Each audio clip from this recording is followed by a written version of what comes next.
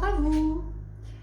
Dites-moi, est-ce que vous vous posez la question de savoir quelle terre est-ce que je dois choisir pour réaliser mes pièces?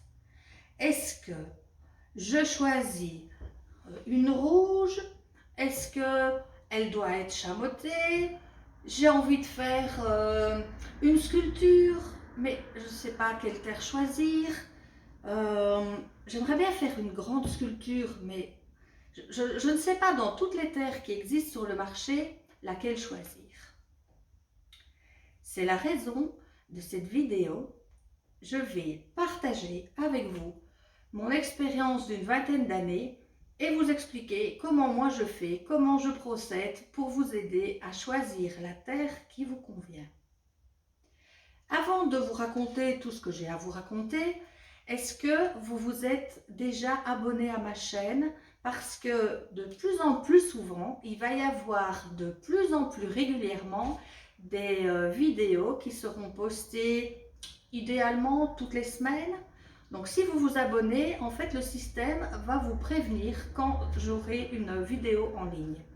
Alors ce que vous pouvez faire aussi qui est top, c'est vous avez un petit sur le côté gauche ou droit, comme je ne suis pas très forte en gauche-droite, je dois avoir un problème avec l'école maternelle dans la psychomotricité. Il y a moyen de aimer, donc c'est un petit pouce bleu que vous pouvez aussi activer, comme ça, ça monte le nombre de j'aime sur cette vidéo. Et ce que vous pouvez faire aussi, c'est me laisser un commentaire. Alors, vraiment, je suis désolée parce que vos commentaires, quand ce sont des questions, je ne parviens pas à répondre à toutes les questions parce que tellement il y en a. Et vous savez aussi que avec Anne et ses astuces, derrière, il y a mon magasin aux couleurs d'argile qui me prend un temps vraiment très volumineux. Et du coup, je ne sais pas être partout. Alors, ce que je vous propose, si vous avez des commentaires qui sont des questions, je les répertorie et j'en fais au fur et à mesure ou de temps en temps, je m'en inspire pour faire une vidéo. Comme ça, la réponse servira à plein de monde. Venons-en maintenant au sujet. Je vous ai dit que j'allais vous expliquer comment on choisit une terre. Alors, c'est maintenant. Il y a 5 critères pour choisir une terre. Je parle toujours en mon nom parce que s'il y a des personnes qui sont pros, qui sont habituées à choisir des terres, si vous aussi vous avez des commentaires à ajouter, n'hésitez pas pour que ça puisse servir aux autres. Alors, le premier critère, c'est la couleur. Vous avez vu sur le marché, peut-être que vous le savez ou peut-être pas, il existe des terres blanches, des terres beiges, des terres rouges, des terres noires, des terres à effet, des terres un peu chamarrées, comme on va dire, et il y a de la porcelaine, il y a de la faïence, il y a plein comme ça d'infos où vous vous demandez comment vous vous en sortir, mais déjà choisir la couleur. Alors la couleur, ce qui est dingue aussi, c'est qu'en fonction de la température, vous allez avoir des couleurs différentes. Mais déjà, avoir à la base, est-ce que vous voulez un ton clair, un ton foncé? C'est déjà un premier critère de choix. Le deuxième critère, c'est la chamotte. Alors, qu'est-ce que c'est la chamotte? En fait, ce sont tous des petits grains qui se trouvent dans l'argile. Et ces petits grains, c'est quoi? C'est de l'argile qui a été cuite, qui est broyée et ajoutée à l'argile. Dans les paquets d'argile, tout ça, évidemment, se fait en usine. Il y a des grosses chamottes, des fines chamottes. Alors, les fines chamottes, on parle de 0,2 mm. Ça, c'est très fin. Il y a même encore plus fin. Dans les terres de Raoul et Bec, c'est 0,125 mm. Donc, c'est vraiment très minime. Alors, on avance en 0,125, 0,2 mm, 0,5 mm et 0,1 mm et on passe à 2 mm. Là, 2 mm, c'est vraiment comme des gros cailloux qui se trouvent dans l'argile Et pour faire des grosses sculptures, c'est vraiment une terre qui peut être vraiment un critère de choix qui peut vous aider. Alors, si je passe au troisième critère, nous avons le pourcentage. Le pourcentage, ça veut dire qu'il y a des terres qui ont pas de chamotte, donc il y a 0 pourcentage. Il y en a c'est 20%, il y en a qui existent où c'est 10%, il y en a c'est 30%, 40% et j'ai une terre qui va même jusqu'à 200%. Donc là c'est 200% de chamotte par rapport à la matière à modeler qui est présente dans les paquets de terre. Évidemment, plus on a une fine chamotte, et plus on fait des choses fines. Et plus on a des grosses chamottes, et plus on peut faire des choses plus larges, plus hautes. On peut monter même vraiment assez bien. C'est aussi un quatrième critère, un troisième critère de choix. Et j'en arrive au quatrième, qui est le quatrième, c'est qu'est-ce que vous voulez réaliser? Est-ce que vous êtes en train de faire du tournage ou allez faire du tournage? Est-ce que vous allez faire modelage, sculpture, de petites pièces, de moyennes pièces, de grosses pièces? Il y a aussi l'estampage. Donc ça, estamper, c'est réaliser des plaques d'argile et on estampe, donc on place la terre dans une forme, généralement en plâtre, et cette forme-là, elle est le plâtre donne la forme à la terre, et puis ben, vous savez, pour ceux qui me connaissent un peu, comme je suis une grande fan des assiettes, eh bien moi je fais mes assiettes dans mes moules et j'arrive à avoir des assiettes qui sont par exemple toutes les mêmes. Mais pour ça, je choisis des terres en fonction de ces critères-là. Pour ma part, je choisis une terre quand je fais des assiettes, c'est 40% 0,5 mm. Peu importe la couleur, ça varie parce que j'aime bien, je sais que les émaux aussi altèrent, s'altèrent, se transforment en fonction de la couleur sur laquelle ils sont posés. Donc, je vais essayer de ne pas me disperser et pas compliquer les choses.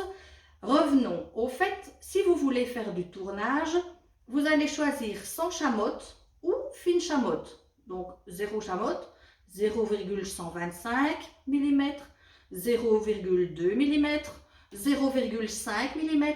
Au-delà, on peut, ce n'est pas interdit d'avoir des chamottes bien plus grosses, mais alors on a ici sur les côtés la peau qui s'en va, on peut en arriver à avoir voilà, plus de peau. Ça m'est déjà arrivé parce que j'ai aimé aussi tourner la grosse chamotte, mélanger de la fine de la grosse en même temps.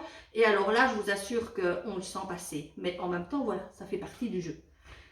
Ensuite, vous avez les sculptures. Alors, si vous voulez faire des sculptures, des petites sculptures qui font jusqu'à 20-30 cm, là, vous pouvez toujours choisir de la fine chamotte parce que vous avez peut-être, vous aimez bien les détails, vous aimez bien avoir un petit nez, une petite oreille, pas de petits grains qui vous gênent, et puis le contact aussi de la terre, vous le préférez tout lisse. À ce moment-là, vous pouvez faire vos sculptures avec cette terre-là.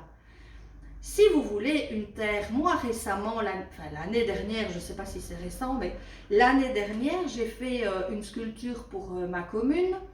Et j'ai utilisé la terre 200% de chamotte. Et là, j'ai pu vraiment y aller franco parce qu'elle se laisse évidemment faire. Elle ne s'affaisse pas, elle tient bien droit. Je peux enlever des parties, remettre des parties, la laisser un peu sécher plus vite à l'air parce qu'elle résiste vraiment à pas mal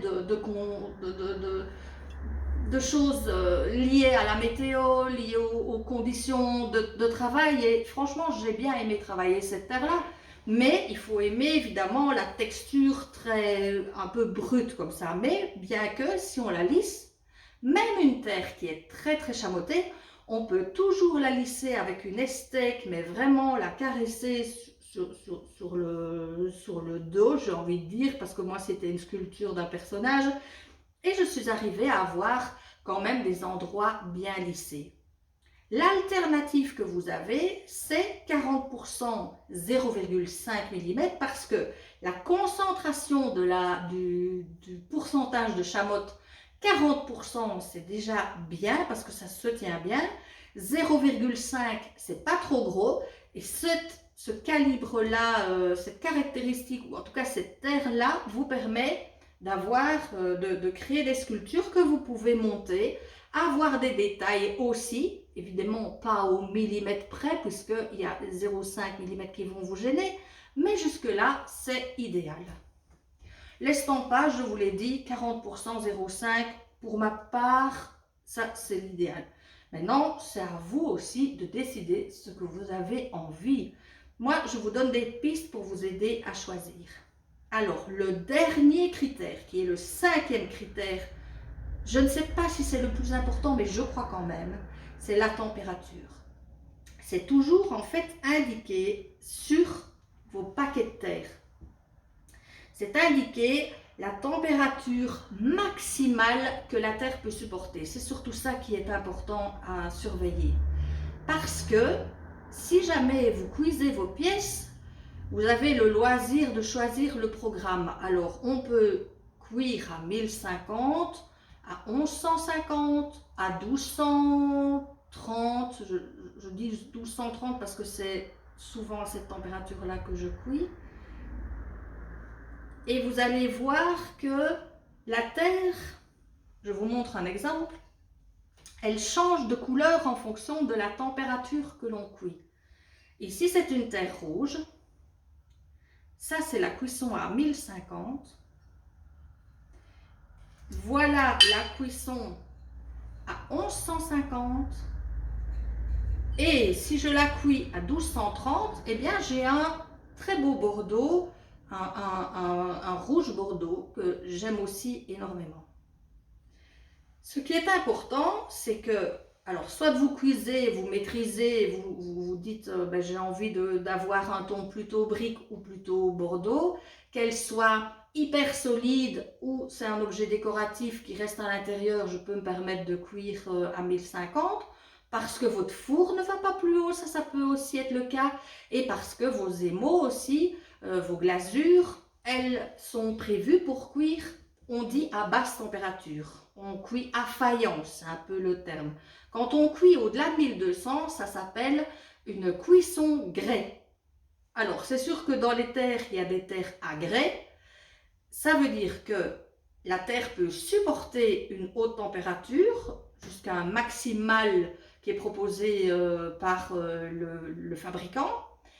Et il y a aussi la faïence qui, elle, c'est la terre à faïence, c'est une terre qui ne peut pas supporter plus de, alors c'est soit 1050, soit 1100, soit 1150, d'un fabricant à l'autre ça varie, mais ce qu'il faut retenir absolument pour éviter la catastrophe, c'est si vous cuisez une terre à grès à 1050, elle aura juste un ton différent de ce qu'elle a quand elle cuit très haut. Elle reste un peu plus fragile, mais elle est très jolie aussi, vous pouvez l'utiliser. Si vous voulez que les pièces, vos sculptures, si c'est pour un projet qui va tenir à l'extérieur et qui va supporter les intempéries, à ce moment-là, vous cuisez au-delà de 1200, comme ça, ça ferme les pores de la terre. Quand elle est cuite plus bas, la terre à grès, la terre reste poreuse. Et du coup, il y a des petits inconvénients quand on fait de la vaisselle, il faut un peu faire bien sécher les pièces et tout. Donc ça peut faire l'objet d'une autre vidéo. Mais ce que je veux insister, en tout cas, et il y en aura beaucoup parmi vous qui ont eu ou la blague ou une copine qui a eu la blague, c'est que quand on cuit une terre à faïence trop haut, parce qu'on se trompe, qu'on n'a pas fait gaffe, eh bien, qu'est-ce qui se passe? Elle se transforme en lave, elle coule littéralement le long, elle fait une flatte sur la plaque, elle coule le long des plaques, elle peut rentrer dans les résistances, et là, franchement, ça, c'est carnage assuré. Ça coûte des plombs pour réparer tout ça, donc vraiment, à retenir d'important, lisez bien les étiquettes.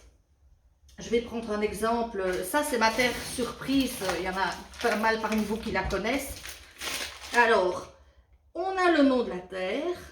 On a son maximum de température qui est indiqué ici, c'est 1150. Sa couleur, c'est un ensemble, c'est un trio de 3 couleurs en fait. Il y a blanc, rouge et noir qui sont mélangés entre elles. Et vous verrez, les échantillons vont arriver. On est en train de faire les échantillons avec mon collègue William. Et vous allez voir qu'elle est juste magnifique. Et sa chamotte, c'est 25% le pourcentage et c'est 0,5 mm son calibre de chamotte. Pour le tournage, pour l'estampage, pour la sculpture, elle convient parfaitement. Mais si vous apprenez à lire les étiquettes, ça peut être quand même très sympa à faire et aussi de noter dans votre petit carnet la couleur qui vous a bien plu, ce que vous avez retenu de son toucher, ce que ça vous a plu ou pas.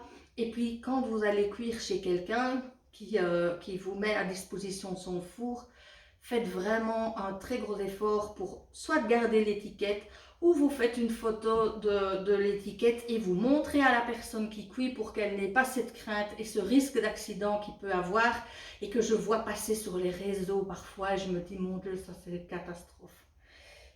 Je vous montre, avant que la vidéo ne termine, je vous parlais de terre noire.